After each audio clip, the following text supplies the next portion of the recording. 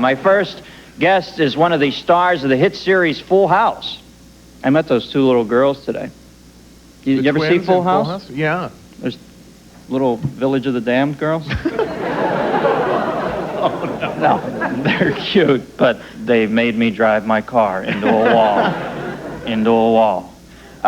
He also hosts a second primetime hit, America's Funniest People. Dave Coulier!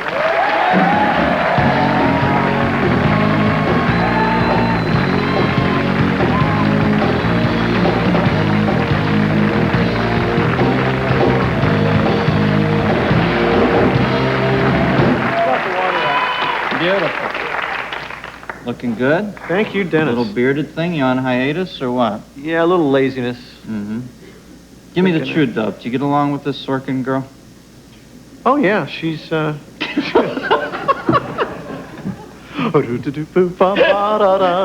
right, I just wanted to know. Everybody wonders, do you guys really get along, or? Yeah. All right. Do you know who Arlene Sorkin is? Come on, somebody. Give me a... Some people know.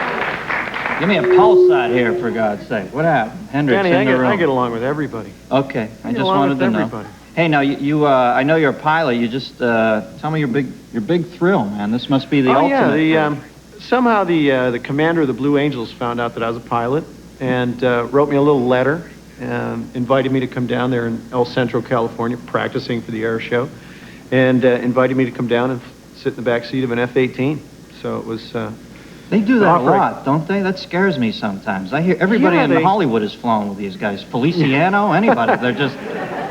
Yeah, it's an experience. It's truly something that it's like 100 roller coaster rides all at the same time, because you're pulling G's and they don't wear G suits and they don't use oxygen, which can help you. And what they tell you is they'll give you a hook maneuver, it's called, and you grab both handles on either side of the canopy, and you dig your heels into the floor of the airplane, and you tighten your stomach muscles up, and you keep the blood flowing to the top half of your body. And the pilot will say, stand by, hook. And on that second standby, you do this hook maneuver, and he'll start into the maneuver, and, you end up upside down or... and you wear no G-string? No G-string. But I was wearing padded underwear, which helped a lot, actually. We got a little film clip here, yeah, this hook thing, maybe? We brought a little clip here. Okay, you voice over, Captain. Okay. Here we are rolling down the runway, and in a second you'll see full afterburners. And wow. That's a nice shot of my chins. And here we are, we're rolling here, and then we'll be upside down in a second. And he's real calm. Hey, Dave, why don't you take a look outside? Tell you how calm he is. He's shooting you with a camera. Yeah. And here we are, we're upside down, and we're going into another little roll here. Mm-hmm. And right now I'm filling my pants, I think. Now, why don't they have your mic so they can hear you say, oh, oh, there you are. What were you saying there? Right there I'm saying, is there any way we could land right now? And that was it. Wow, that looks exciting.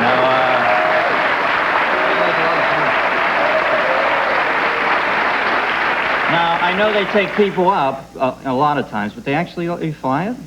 Yeah, the next day, the first day, I really didn't know what to expect, and I was really nervous, and, they said, gee, we really, because they literally had to pour me out of the airplane. I mean, you sweat, and you're pulling G's, sometimes up to 6 G's, and it's a lot of... And now, see, I hear that talk, and I think, wow, I wish I was cool enough to know what that meant. What does that mean? Well, we're sitting right now... This is no G's? This is 1 G. 1 G holds you to the surface of the Earth, and then when you start pulling, that's exactly what happens.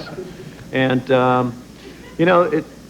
it's really something you can't explain to anybody, but you really feel beat up. It feels like you've just run a race, and 6 G's is a lot of force on your body. How many would I pull, pretty hip terminology, how many would I pull if I just flew on a flight from New York to L.A.? Probably 1.5. Oh, so that's just like being in a living room. 1.5 G's, yeah. So 6 must be really weird. Yeah, you try and lift your arm up. He'll say, okay, try and lift your arm up now, and you're just like, okay, great. And you try and lift your arm, and it's, 6 times the weight. All right. So that's pretty cool. I got to pull a commercial. We'll be right back with Dave Coulier after this, folks.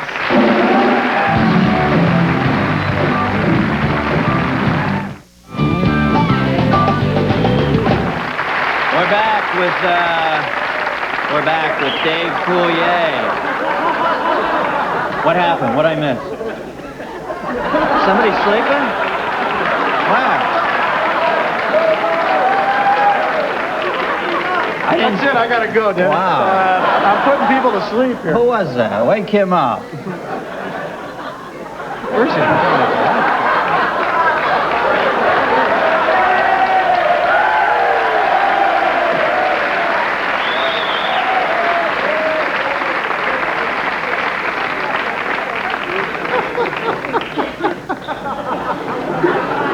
It used to happen in the clubs, but never on television, you know? He thought he was on the Arsenio bus, and then he got bummed out.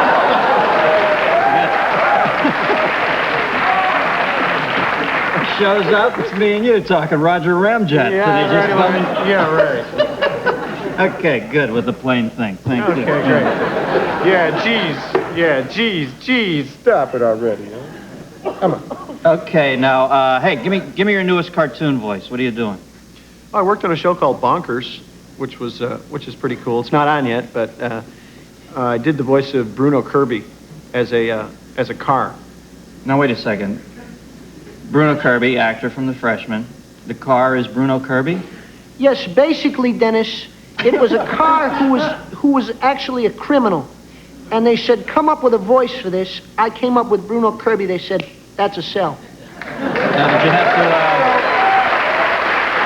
It's very strange. you have to clear that with Bruno? Well, I called him and I said, Bruno, and he said, wait a minute, it's me calling. No, you really don't. It's just an impression. Well, you can make a lot of hay at those cartoons, can't you?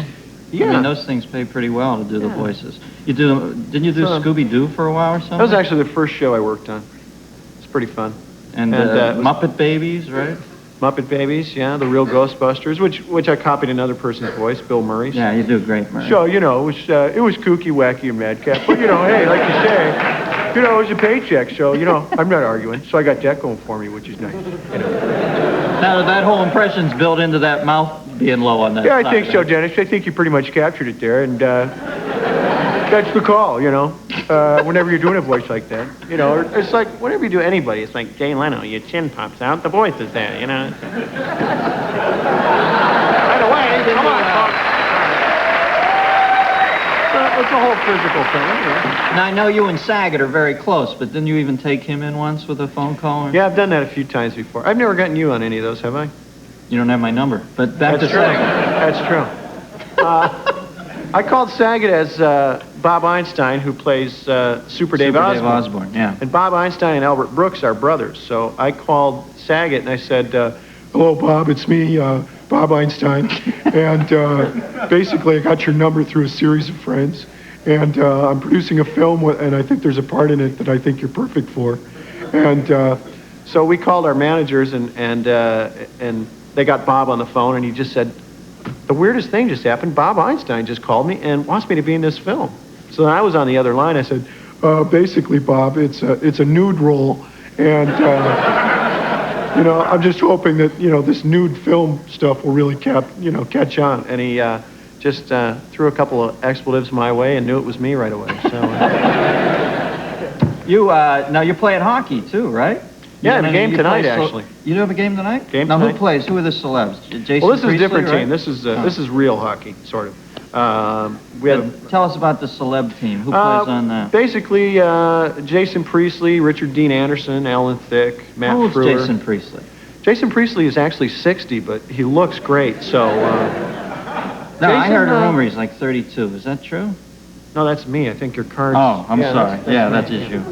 No, I don't think he's that old. Oh, okay. No. But we raise money for different kids' charities around the United States, and Gordie Howe plays with us, and Stan Mikita, and we get to play against a lot of players like Bobby Hull and Bobby Orr and Phil Esposito, and you know, it's fun. You know, we get to play at Boston Gardens sometimes. You know, we have 16. Tight corners in Boston Gardens, man. Yeah. Isn't it like It's a 10 small feet sheets. shorter or something? So is Chicago. Chicago's really loud, and the fans are... He woke up. He woke up. All right. He's up, man. Chicago. Ah!